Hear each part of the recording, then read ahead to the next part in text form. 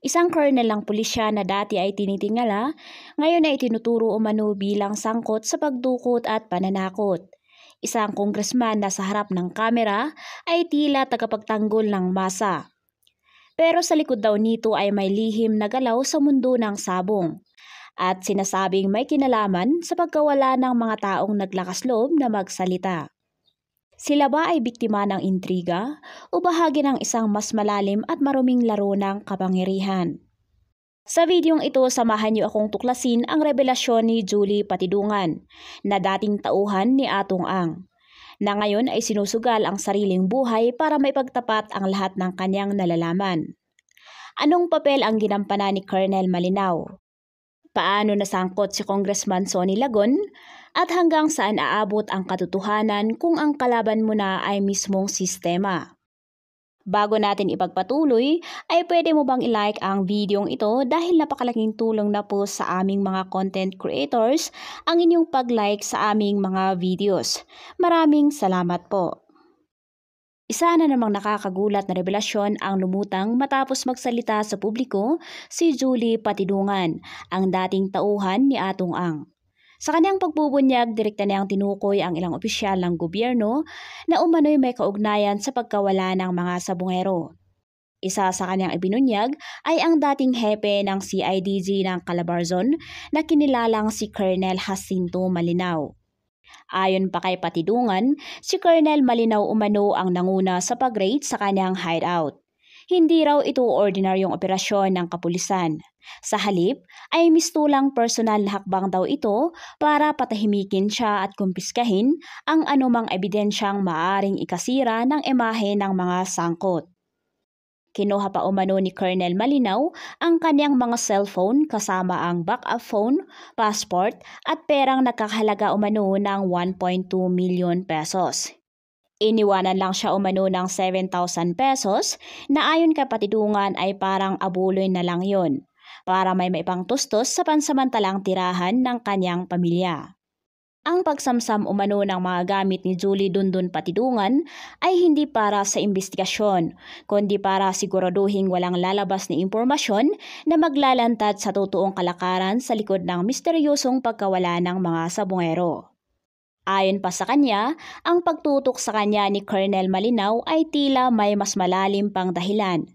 Dahil ilang beses na rin raw siyang kinumpronta at pinilit na manahimik. Ngunit sa halip na siya ay matakot, ay mas lalo raw siyang nagdesisyon na magsalita sa publiko. Ang mga pahayag ni Julie Dundon Patidungan ay mabilis namang kumalat sa social media. Sunod-sunod ang komento ng mga mamamayan, galit na galit sa mga pulis na sa halip na magtanggol sa bayan, ay sila pa raw ang nagpapalakas ng sistemang bulok. Maraming mga netizens ang nagsasabing tila hindi na alagad ng batas ang mga ito, kundi mga opisyal na ginagamit ang uniforme bilang proteksyon sa mga katiwalian. Hindi rin ligtas sa pagdududa ang isang mataas na opisyal sa Kongreso. Isiniwalat din ni Patidungan ang pangalan ni Congressman Sonny Lagon, kinatawan ng Ako Bisaya Party List at kilala ring personalidad sa mundo ng sabong. Ayon kay Patidungan, si Congressman Sonny Lagon ay sangkot umano sa pagpapatigil sa ilang sabongero na nadiskubreng nandadaya sa sistema. Isa raw siya sa mga pumayag na alisin ang mga ito sa kanilang daan, alang-alang sa kita at operasyon ng kanilang negosyo. Sa harap ng kamera, si Congressman Lagon ay kilalang magalang, malambing magsalita at palaban para sa kapakanan ng mga probinsyano. Ngunit sa likod ng imahe ng isang mambabatas, ayon kay Patidungan, ay isang makapangyarihang negosyante sa industriya ng sabong. Siya raw ay miyembro ng isang organisasyong tinatawag na Alpha at tumatanggap umano ng kita mula sa operasyon ng online sabong na maaring umabot sa 90 hanggang 100 milyong piso kada buwan. Depende raw ito sa hatian ng porsyento sa bawat laban. Sa panlabas na anyo, si Lagon ay isang huwarang lingkod bayan. Pero sa impormasyong ibinunyag ni Patidungan, tila bahagi raw siya sa mga malawak na sistemang ginagamit ang politika para sa pansariling interes. Isa raw siya sa mga pumayag na alisin ang mga sabongerong naging hadlang sa kanilang negosyo. Hindi raw simpleng negosyo ito, kundi isang imperyo na pinatatakbo sa takot, pananakot at pananahimik ng mga taong may nalalaman.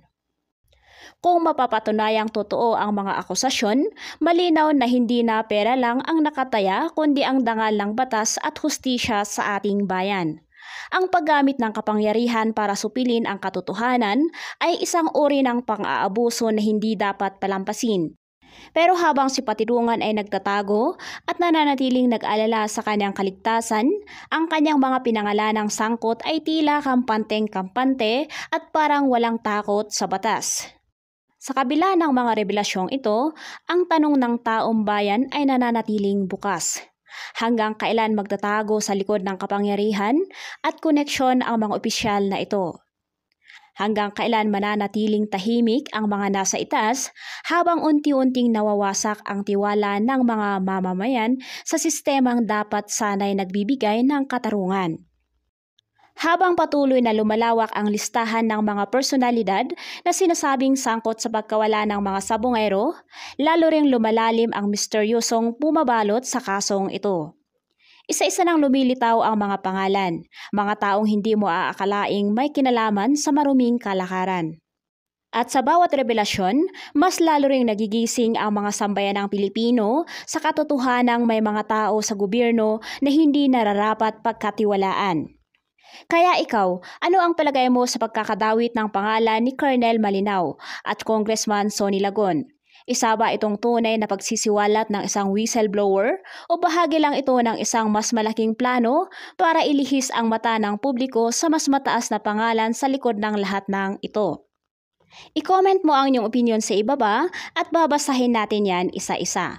Maraming salamat po sa inyong panonood at hanggang dito na lamang, mabuhay po kayo.